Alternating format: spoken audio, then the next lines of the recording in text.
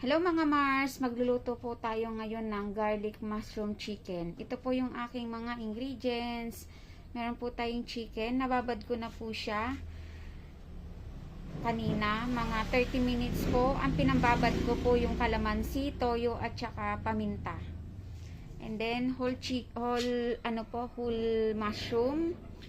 And then bawang po, sibuyas, yun po yung dairy cream, flour, oyster sauce, ayun po yung olive oil, tsaka po yung parsley, and then po paminta. Umpisahan na po natin magluto ng bawang.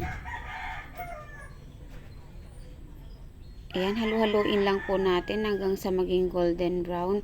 Ayan po, golden brown na po siya.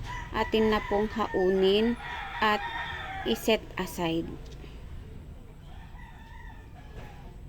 Ayan mga Mars, iprito lang po natin ng bahagya para po maganda po siya, hindi po siya yung madudurog.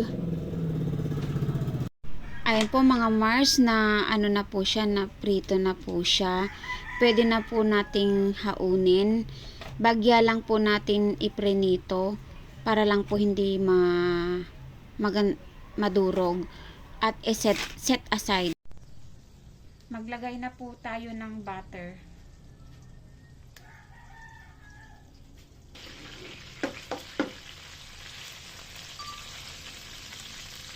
Sunod na po natin ng sibuyas.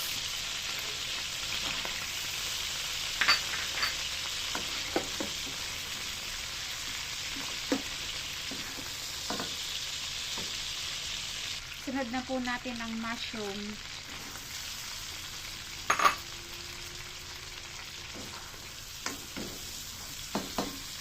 Maglagay na po tayo ng paminta.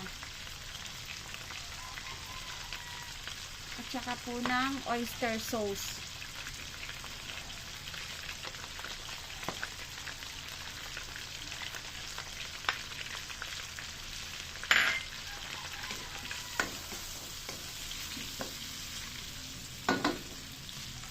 Lagay na po natin ang flour.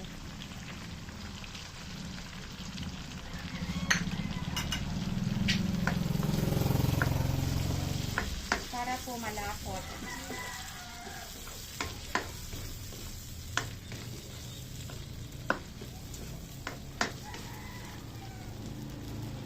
Then, lagyan na po natin ang chicken.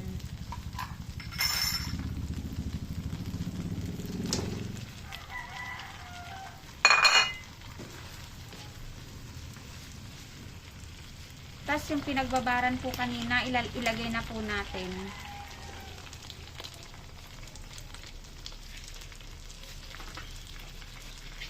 Tapos meron po tayong sabaw ng mushroom kanina, ilagay na rin po natin.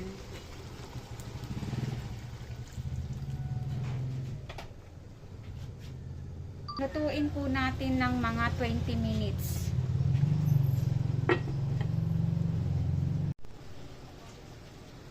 Isunod na po natin ang bawang.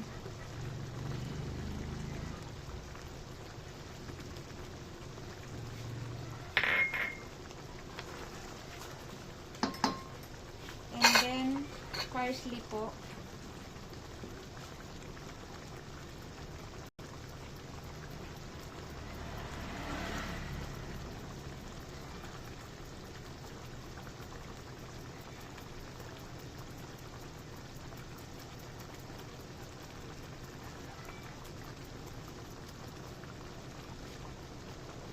Luto na po mga Mars ang ating garlic mushroom chicken. Thank you po mga Mars. God bless po. Thank you for watching.